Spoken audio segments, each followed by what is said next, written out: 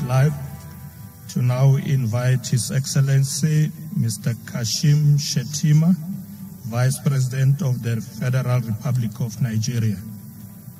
You have the floor, Your Excellency. Your Excellency Cyril Ramaphosa, President of the Republic of South Africa and Chair of the 15th BRICS Summit, Your Excellencies, distinguished heads of state and government of the Global South, ministers, distinguished ladies and gentlemen.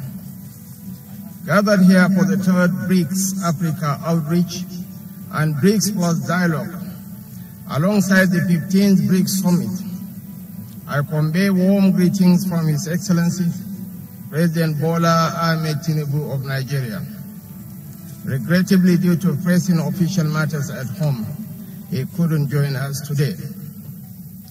President Tinubu, on behalf of the government and people of the Federal Republic of Nigeria, extends our deepest gratitude to the government and people of the Republic of South Africa for convening the 15th BRICS Summit and bringing together stakeholders from around the world.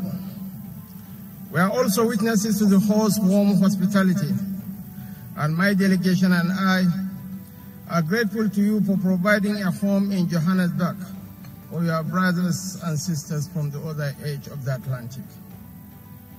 The prevailing theme of this summit, BRICS and Africa, Partnership for Mutually Accelerated Growth, Sustainable Development and Inclusive Multilateralism, resonates as a compass guiding the trajectory of the world. It underscores the profound realization that the cornerstone of stability within our intricate multipolar landscape lies in fostering developmental partnerships. Your Excellencies, the disruptive events of the past and present years have rendered emerging economies and many developing countries vulnerable, leaving them in search of beneficial alliances.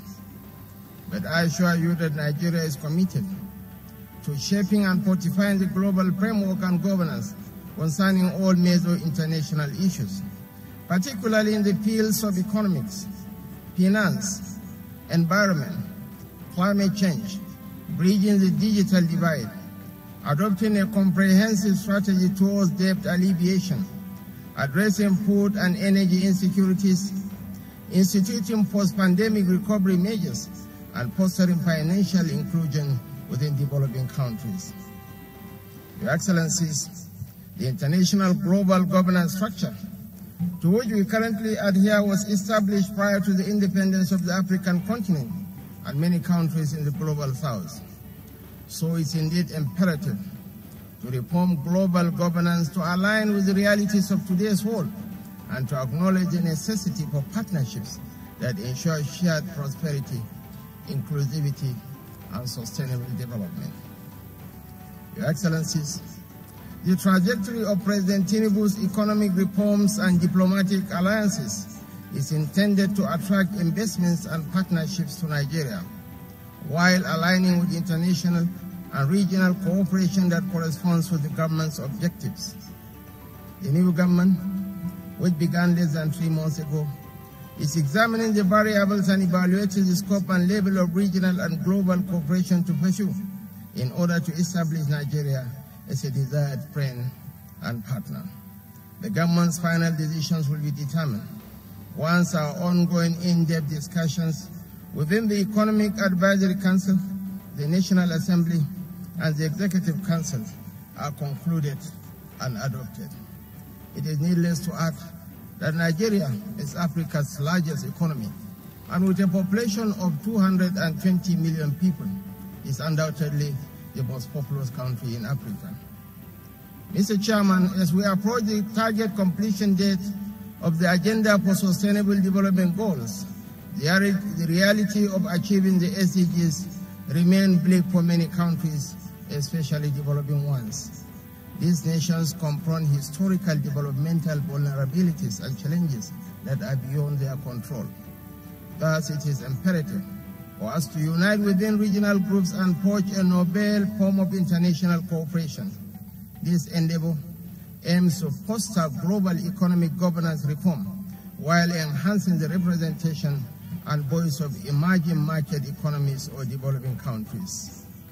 Your Excellencies, in a multipolar world, creating mutually beneficial partnerships is challenging but can be overcome through proper alliances, realignments, and the use of rules-based multilateralism.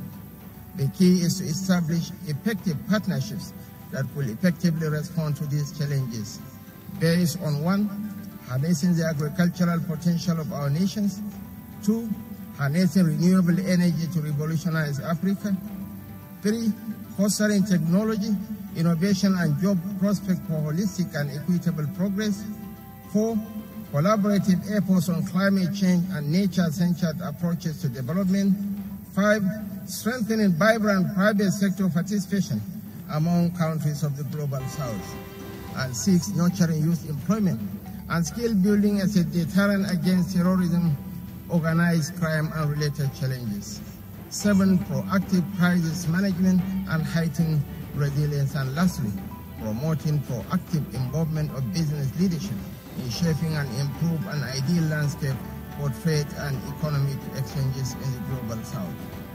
We therefore look forward to working closely with BRICS members and other regional alliances. Our aim is to join forces with nations sharing our vision. Our aim is to foster a partnership aimed at expediting growth and sustainable development across the African continent and the Global South. Thank you very much for listening. Thank you very much, Your Excellency.